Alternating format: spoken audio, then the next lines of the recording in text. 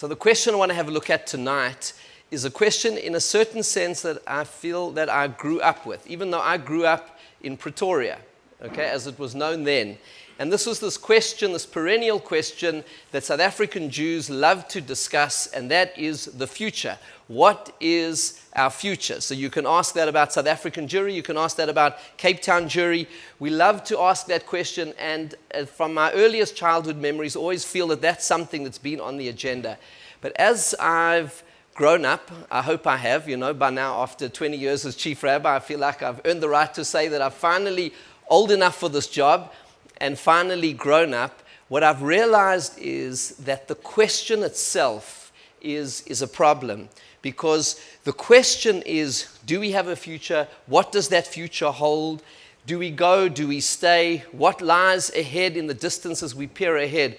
The question itself is fundamentally flawed because it is posed by a person who is a passive onlooker, a spectator to what is really happening in the world, and asking what will happen, how will events unfold. It's a person who's kind of watching a sports match and wondering, are we going to win or are we going to lose? Who's going to win? Who's going to lose? What's going to happen? And we want to know. It's in the mode of prediction.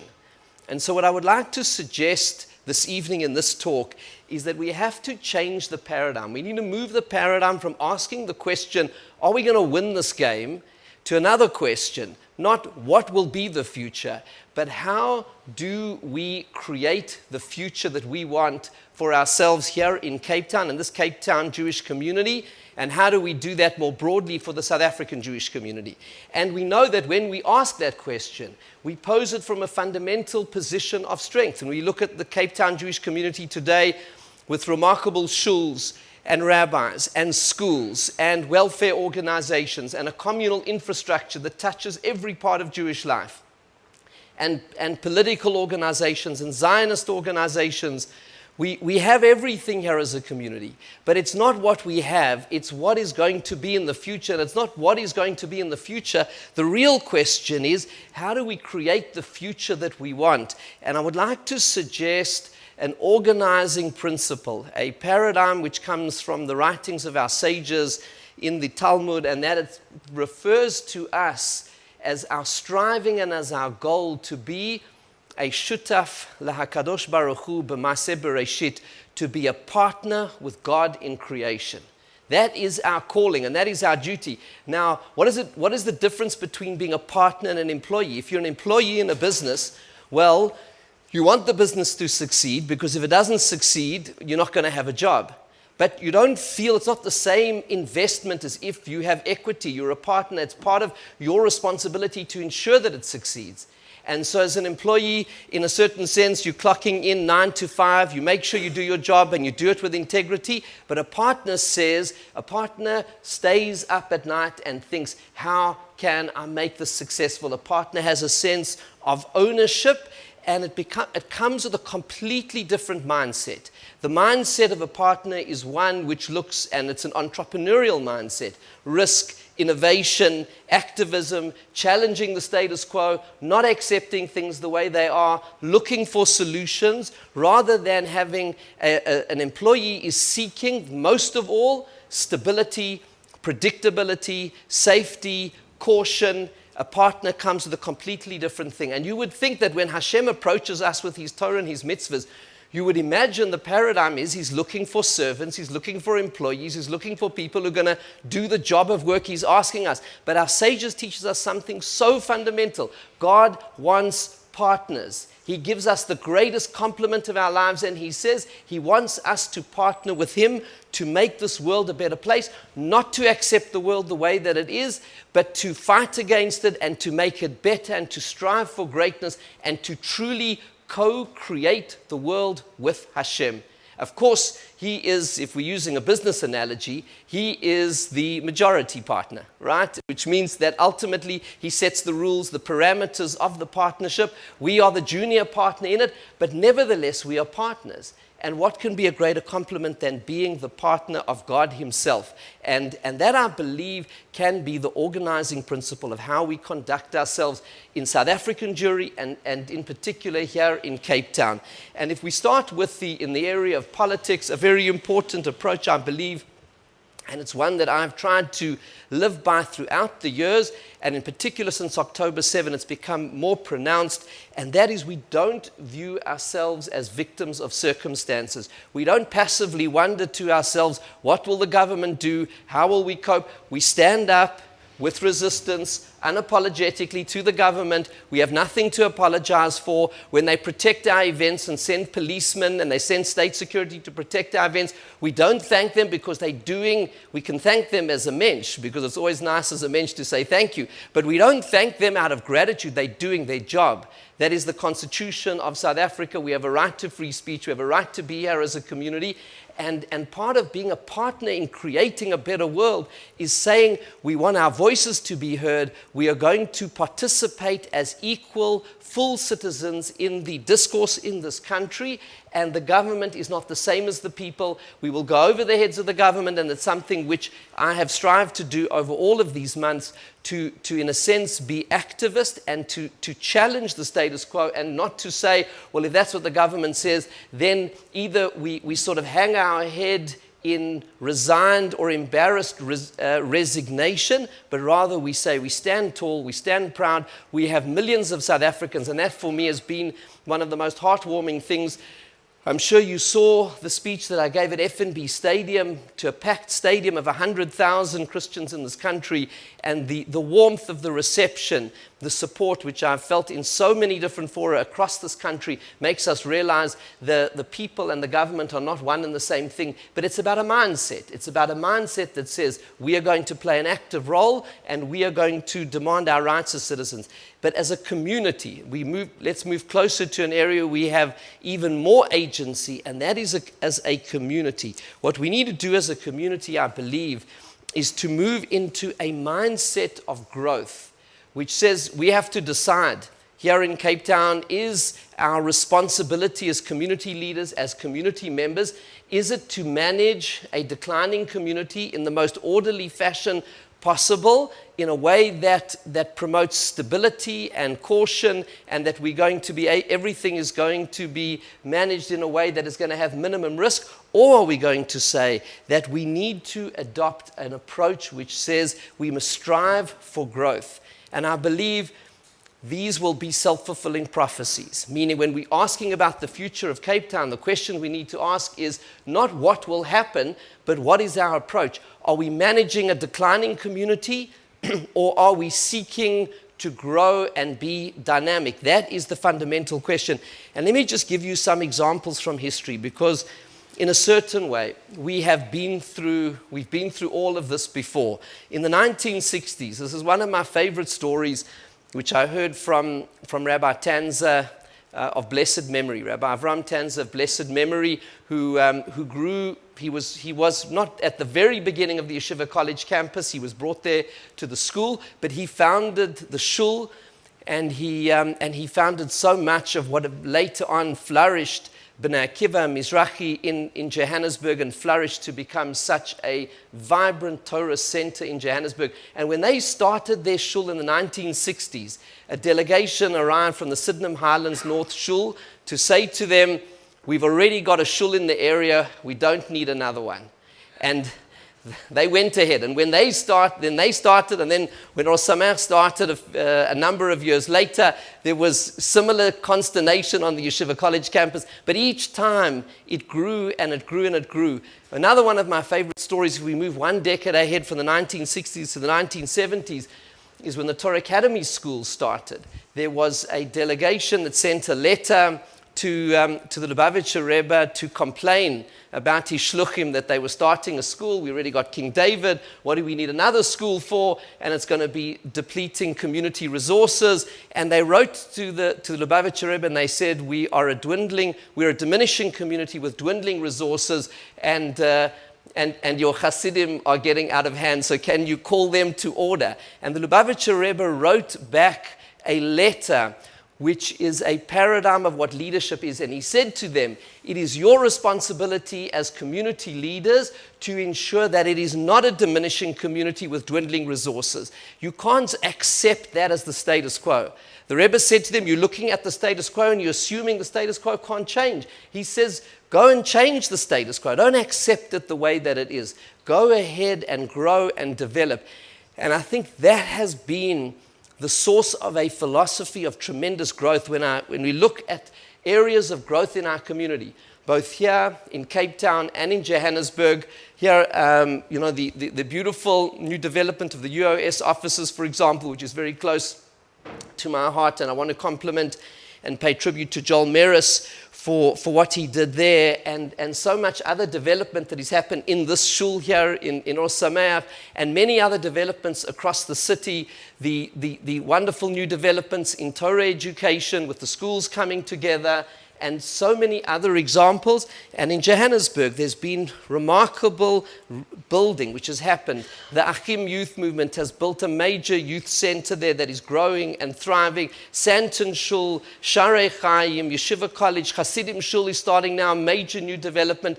Millions and millions of rands are getting poured into it, and it is fueling an energy of growth. Because you could say, well, maybe there's a better way to spend the money. Maybe this is a time, we're in South Africa in 2025, and we got all of these challenges. Who knows what tomorrow brings, so let's hold back. But instead, by taking a growth mindset, what actually happens, by spending the money, by taking the risks, that actually brings about the growth and the development of the community. And here I think comes to a critical point on this. It's not just a matter of throwing caution to the wind and doing things. There is an entrepreneurial spirit about it, and I believe that we need to bring the entrepreneurial spirit of innovation from commerce into community. And that's part of it, which is seeking new things, new developments, and it's not just about buildings, it's about people, it's about new programs, it's about thinking out the box, it's about thinking laterally, it's about thinking, how do we grow? How do we grow? How do we go to the next level? That's the kind of thinking that we need as South African Jews, and that we need here in Cape Town. And what I was thinking about this is we actually have the perfect formula for growth. Because, in a certain sense, these are just words. How do you make these words real and turn it into a program of action? And in this regard, the Torah has the ultimate blueprint for creation. The Midrash says that Hibit b'Torah ubara olam, God looked into the Torah and created the world, which means this: the Torah is the blueprint of existence, which means that it has within it the power of creation. God looked into the Torah and He created the world. It means the Torah is not just a document of mitzvahs and laws and instructions. The Torah is a blueprint for how to create worlds. And I wanted to share with you, I believe, a blueprint for a vibrant, thriving community that can become, in a certain sense, our model and our North Star for everything that we do here in Cape Town. And I would suggest there are many different dimensions to it. But tonight I just want to suggest 5 dimensions to the blueprint of growth and creation. Number 1, tzedakah, charity. 10%. I know that the late Elliot Osran used to say, I heard him say it myself personally, he used to say, there's enough money, the problem is it's sitting in people's pockets. So there's enough money around, but where is it? It's got to come out of people's pockets in order for it to make a difference. And the halacha, the Torah defines what is minimum level of generosity. That is between 10 and 20% of disposable income, after tax income, 10 to 20%. Minimum 10 and should be up to 20. And for those of excessive wealth, they're even allowed to give more than 20. An average person may not give more than 20% because our sages say that will impoverish themselves. But 10%, and we need to think how many people are actually giving 10%. And the Vilna Gaon says the most remarkable thing. He says if everybody in the world would give 10%, there would be no poverty.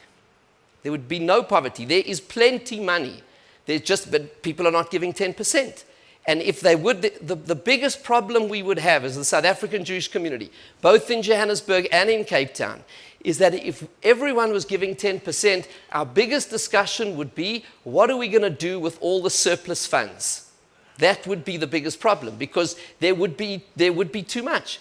But person gives 1%, 1.5%. Maybe in real terms it looks like a lot, but actually percentage-wise, and you have another person who's eking out a living and they're giving 10%, that person's on a much higher level than another person who's giving R1,000,000 when they could be giving 10 and 20. And so there is plenty. And so for a blueprint for growth, tzedakah is number one. Number two, and these sound basic, but the Torah gives a blueprint for a growing community: marriage and having children.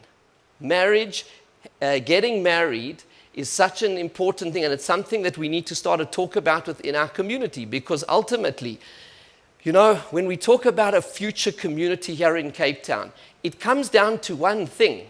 It's actually very simple: human beings, Jews, because if there aren't people, then one can have the most unbelievable institutions, the most remarkable trust funds, but without people, there is no community. A growing community, if we want to have a growing community, then we need people, and that should be measured. We have to just look at the bris numbers. That's got to be the measure. If we want to know about the future, we just go have a look at the bris numbers, which are way too low. Way too low. So that's what we need. So we need to inculcate and to start to speak about the importance of getting married and having children, of getting married and building families and handing on the traditions, because when parents have children and raise them as Jews who are proud to be Jews, then we have a community. It's as simple as that. And that means Jews marrying Jews, having Jewish children, so that there can be a Jewish future. One of my greatest concerns about the future for our South African Jewish community, and particularly here in Cape Town, where the problem is exacerbated, and that is the problem of assimilation and intermarriage. Our greatest threat to the future is not going to come from the ANC, because the ANC, the voters are going to keep them honest. Ultimately, maybe not honest, but the voters will curtail their power, as we've seen them do time and time again. When they delivered in the first 15 years of democracy, their share of the vote increased. When they haven't been delivering, it's gone all down. And now the latest SRF data shows the ANC is down to 30%, and without Cyril Ramaphosa, they're down to 20%. I would actually reverse it and say with them they should go down even further. But never mind. They're losing support because they're not delivering. So the democracy will take care. It may take a while, and we'll bump along for a bit and bump into the Trump administration, and be that as it may. But that's not the threat. As long as the country is free, with a robust democracy, with independent judiciary, with a free press, all of that will be taken care of. And it may take a bit of time, but ultimately freedom will do its work. But what will not do its work is if the intermarriage rates continue and there aren't Jewish children born, then there won't be enough Jewish children to go into our Jewish day schools, to fill our schools, to fill our shuls, to grow this community. So for a program of growth, we need tzedakah 10%. We need marriage with children, and marrying Jews and raising Jewish children. Torah learning, absolutely vital for a program of growth. There is no Jewish community in the world, in the history, in recorded history, that can grow without a culture of Torah learning, where children are being taught in school, Chumash and Halacha. They know what it is to be a Jew. That is the lifeblood. That is the lifeblood of the future. And then, of course, my personal favorite, as you know, Shabbos. Because, the Shabbos project started in 2013.